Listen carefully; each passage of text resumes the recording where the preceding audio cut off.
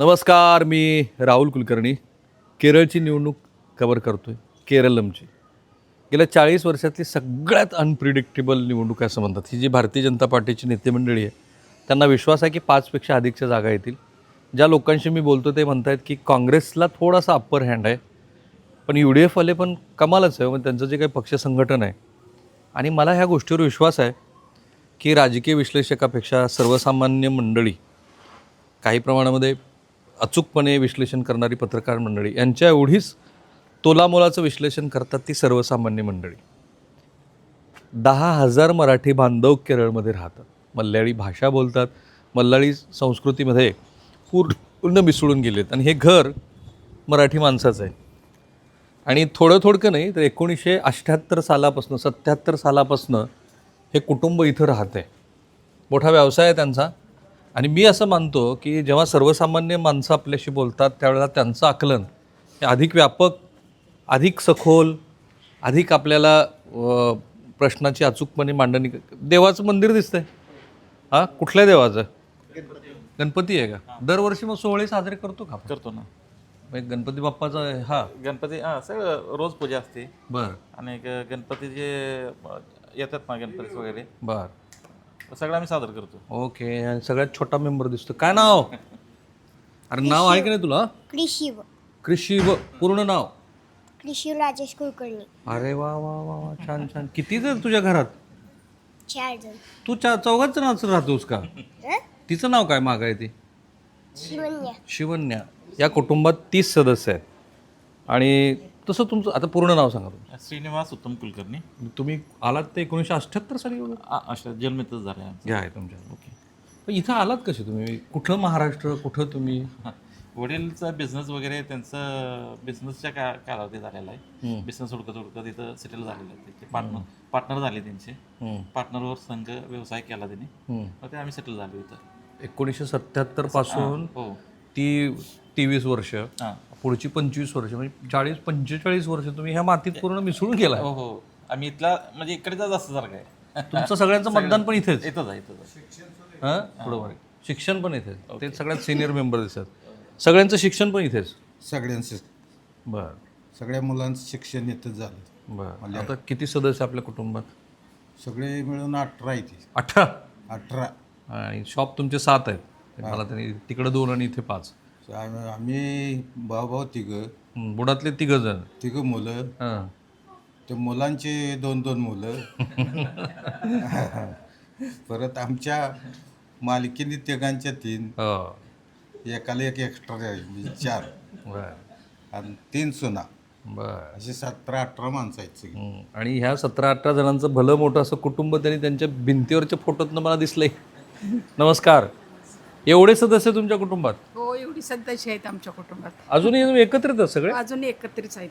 आर्थिक व्यवहार, स्वयंपाक सगळे? स्वयंपाक एकच किचन आहे. 7 जण लेडीज आहे आम्ही. ह्या नव्या पिढीतल्या हो, दिसतात नव्या सदस्य. पिढीतल्या, आम्ही जुन्या पिढीतल्या यांचं आहे. सगळ्यांचं जमतंय का तुमच्याशी? हो, ठीक जमतं. छान जमतं. पण आता 45 वर्षामध्ये हो आपल्या मातीची नाळ राहावी हो. म्हणून तुम्ही काय करता? आता आपण गावी जातो की, हां. गावी जातो, आपली शेतीवाडी बघतो, सगळं असतंय व्यवस्थित. इथल्या परिस्थिती आपल्यात काय फरक आहे? मी काय, माणसं वेगळी आहेत, सणवार वेगळी आहेत, बोलीभाषा तर आहेच वेगळी. नाही तसं काय नाही, दोन्ही पण आपल्याला तसंच वाटतंय. गावी बी छान वाटते, इकडे बी छान वाटतंय. पण सुरुवातीला आल्यावर वेगळं वाटलं असेल की? वेगळं वाटलं की थोडं भाव, म्हणजे भाषा येस्तोवर शिकस्तोवर म्हणजे थोडं वेगळं वाटत होतं. नंतर सवय लागून गेली. इथली माणसं कशी आहेत? छान आहेत. केरळातली माणसं छान आहेत. भांडणं, तंटे? नाही, काही नाही. हां? काही नाही. असं कधी नाही? नाही.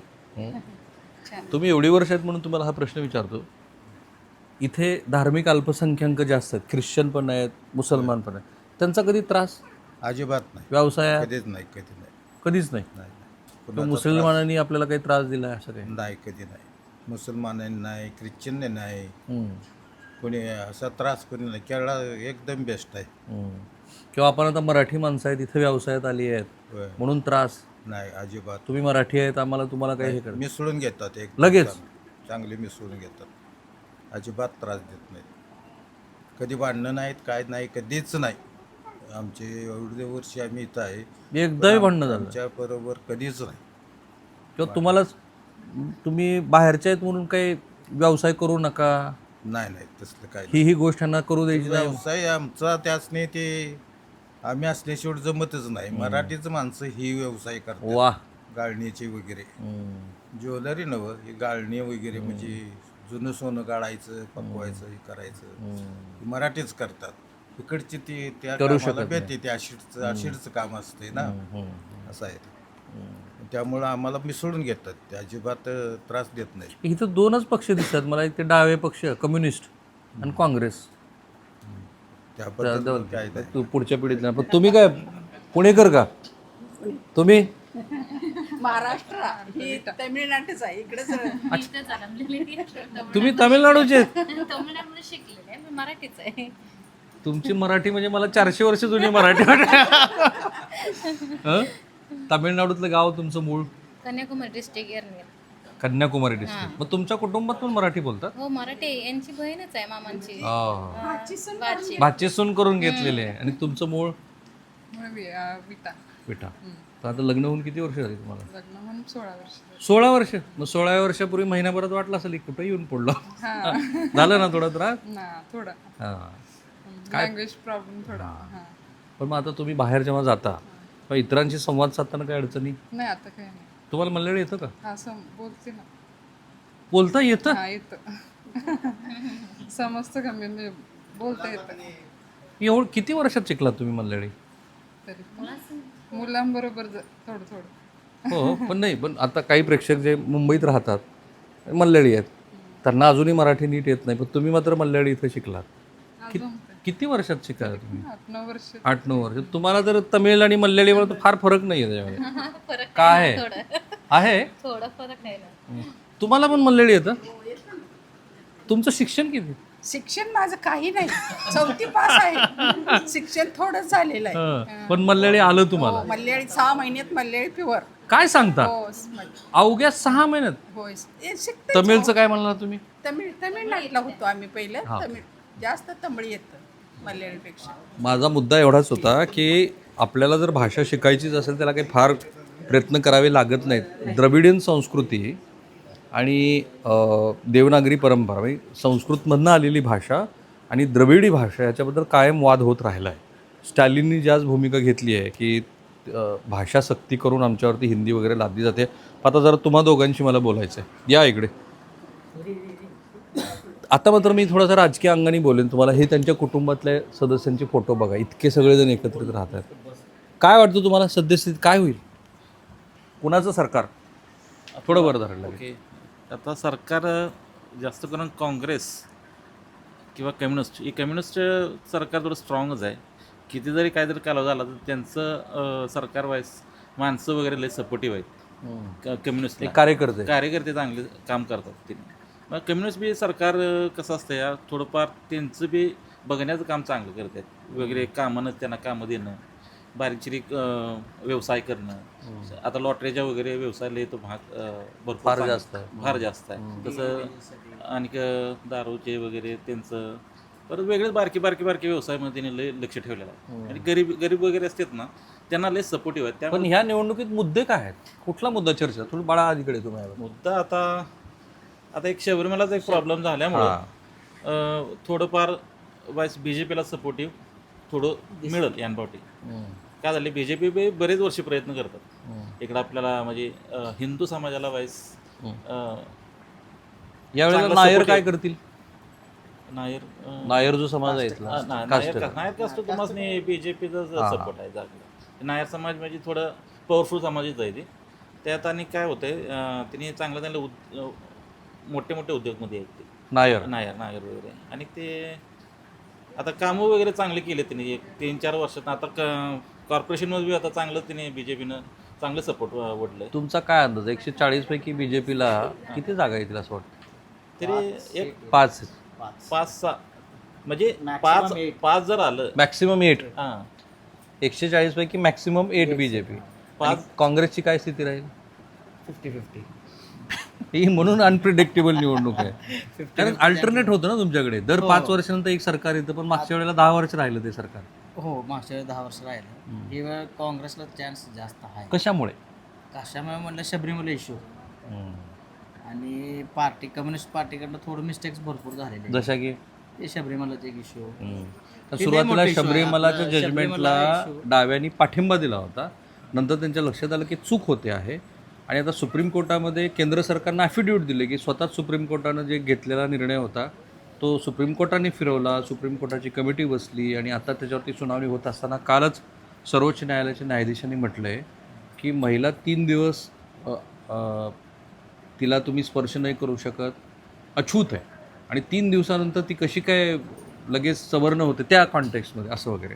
तर शबरीमलाचा विषय पूर्ण केरळभर आहे. आमचं आस्था आहे, केरळात आस्था आहे, मोठं महत्त्वाचं आस्था आहे. आणि त्याचं कसं आहे भरपूर माणसं चांगलं व्रतमला काय म्हणते मृदंग व्रत. हां 41 दिवसाचं व्रत घेऊन चांगलं राहून चांगले पण मग संस्कार. याचा फायदा भाजपाला का नाही होतोय? सरकार भाजपाचे तर पहिल्यापासूनच नाही. हा. त्याने आत्ता जी स्टेप टाकली त्याने चान्सेस लय कमी आहे. कॉर्पोरेशन ही वेळ धरले त्यांनी. त्रिवेंद्रम कॉर्पोरेशन त्यांनी धरलेली आहे. त्यांची भाषा तुम्हाला लक्षात येईल. तो मराठीचा जो काही तुटलेला थोडासा हा भाग आहे. बरे वर्ष झालं आम्ही सगळं शिक्षण जन्म सगळं येतं इथेच? गव्हर्नमेंट स्कूलमध्ये शिकलोय, गव्हर्नमेंट कॉलेजमध्ये शिकलोय. तुमचं काय शिक्षण? माझं डिग्री झाली Degree. B.Com मध्ये. तुम्ही पण? माझं 10th वगैरे. Tenth. परत बिझनेस होता. मग मला तोच प्रश्न तुम्हाला विचारायचा आहे की काँग्रेसला जेवढा फायदा शबरीमलाचा काँग्रेसला होताना दिसतो तो भाजपाला का नाही होतं? मी काय संघटन नाही थोडं वर धरत. आता झालं काय आता बहुतेक यान पावटी वाईस BJPला सपोर्टिव्ह आहेत माणसं, भरपूर सपोर्टिव्ह आहेत. आणि आता या 4-5 वर्षात चांगली कामं केली, चांगले येणे व्यवस्थित चांगलंच कामं केली ते भरपूर म्हणजे सपोर्टिव्ह आहेत माणसासनी. आणि धार्मिक वगैरे चांगलं धरले आणि इकडचे लोकांनी त्यांच्यावर थोडा विश्वास आहे. म्हणजे भाजपवर विश्वास आहे. म्हणजे हिंदू संघानं समाज किती काम केलं इथे? संघाने भरपूर चांगलं काम केलं. काय काय कामं आता- दिसतात संघाची? आता कॉर्पोरेशनमध्ये जे वोट लिस्टमध्ये नावं घालणे किंवा चांगली कामं म्हणजे रस्त्याचे वगैरे बहुतेक मला वाटते ते आता ही केंद्रात गल्ली पूर्ण हा. इंटरलॉक केलेत हो. भरपूर बारकी गल्ली आहेत सगळे इंटरलॉक केले ते ज्यात आपलं बीजेपीचं काउन्सिलर आहेत ना नगरसेवक. त्यांनी भरपूर कामं केली ती प्रत्येकाने हेल्प केली ती भरपूर. नाही पण हे झालं पक्ष म्हणून भाजपचं काम. हो. पण संघ इथं काय काम करतोय? संघाचं काम असं दिसतं का? संघाचं काम ते दिसते ना चांगलं. काय दिसतं? संघाचं काम ते करते चांगलं. आता तुरंत काय झाले आता रस्ते वगैरे चांगले झालेत. ते केंद्रातनं आलेले फंडावरती यांच्या या त्यांना थोडंसं डायव्हर्सिफाय करता येत नाही. संघाचं जे काम आहे ते धार्मिक आधारावरती बऱ्यापैकी होतं. पण इथं धर्म म्हणून अल्पसंख्याक समुदाय जास्त आहे. 40% इथे ख्रिश्चन आणि मुसलमान आहेत. स्ट्रॉंग आहेत. मग असं आहे का की ख्रिश्चन विरुद्ध मुसलमान अशी एक लढाई सुरू आहे? नाही झाले कसं आहे ते आता मुस्लिम जे आहेत ते जास्त करून कम्युनिस्ट आणि काँग्रेसला सपोर्टिव्ह आहेत. BJPला थोडं कमीच आहे. काय म्हणजे ते आता आणि ख्रिश्चन कोणाला करतात सपोर्ट? ख्रिश्चनचं कसं आहे काँग्रेसला जास्त करतात. काँग्रेसला बी आहे आणि थोडेफार आता BJPत बी थोडं इन्व्हॉल्व्ह झालेत. कम्युनिस्टला थोडं कमी आहे. ते ख्रिश्चनाचा कम्युनिस्टला कम्युनिस्टला कमी थोडं पाठिंबा कमी पडतंय. आहे, हां. काँग्रेसला जास्त आहे. काँग्रेसला जास्त आणि पाठिंबा. मुसलमानांचा काँग्रेसला जास्त पाठिंबा आहे कारण हो. तिथे मुस्लिम लीग त्यांच्या बरोबर मुस्लिम, आहे. हो. आणि यात काय आहे आता केरळात मुस्लिमचं समाज चांगलं स्ट्रॉंग आहेत. मंत्री बी भरपूर आहेत. सपोर्टिव्ह बी चांगलं आहे. त्यामुळे त्यांना धरून कुठलाही गव्हर्नमेंट म्हणजे गव्हर्नमेंटनं त्यांना धरूनच यायला लागते. मुस्लिम्सला धरूनच यायला पण आता लागते. ह्या निवडणुकीत शबरीमला सोडून हां. अजून काय प्रश्न आहेत की मुख्यमंत्र्यांबद्दल काही आहे? नाही काय नाही पार्टी लेवलमध्ये तुम्हाला कसं आहे काँग्रेसमध्ये थोडंफार पार्टी लेवलमध्ये आतल्या आत भांडण आहे. भांडण आहे. भांडण आहे त्याच्यामुळे ते थोडं प्रॉब्लेम पडतंय त्यांना या राजकारणात. ते थोडं वोट वगैरे कमी पडू शकतात त्यांच्यासनी. कम्युनिस्ट काय थोडं आतल्या अंगानं कामं भरपूर आहेत. म्हणा हॉस्पिटल यातलं कामगार त्यांच्या समुदायातल्या माणसासनी काम देणं त्याच्यात ते चांगलं धट असतात ते. त्याच्यामुळे ती वोट वगैरे जात नाही. कम्युनिस्टला वोट भरपूर ठीक आहे. पण मिळतात. तुमच्या मते मग फायनली सरकार कोणाचं येईल? फायनली यानपाठी थोडं मुश्किलच आहे. तिघं बी स्ट्रॉंग आहेत.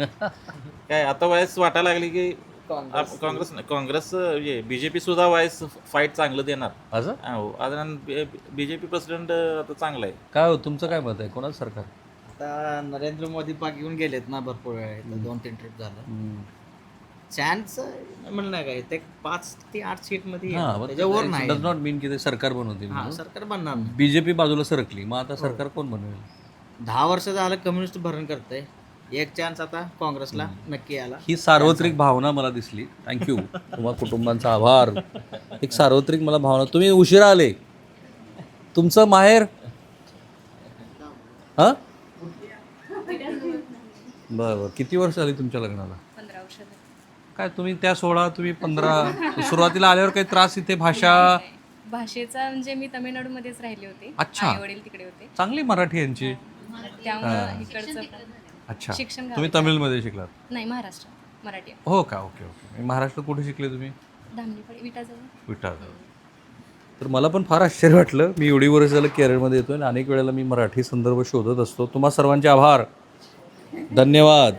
आणि मी पुन्हा तुम्हाला सांगतो थँक्यू की ही माणसं जे सांगतात ना तेच खरं प्रोडक्शन आहे. का मी एवढा भारत फिरतो, जग फिरलो आहे, मला दरवेळेला ह्या सामान्य माणसांनी खूप शिकवलं आहे. आत्ता जेवढी दिवस तुम्ही कव्हरेज बघता प्रत्येकजण म्हणतं आहे की Congress has upper hand, BJP might gain but not that much. आणि डाव्यांचे जे वरिष्ठ नेते आहेत त्यांच्याशी आपण बोलूया. पिनराई विजयन यांच्याशी मी संपर्क साधला आहे. मुख्यमंत्र्यांची मुलाखत, मी गोविंद चंडे यांची मुलाखत महाराष्ट्राला दाखवली होती. बघूया, थांबूया आपण इथे. थँक्यू, धन्यवाद.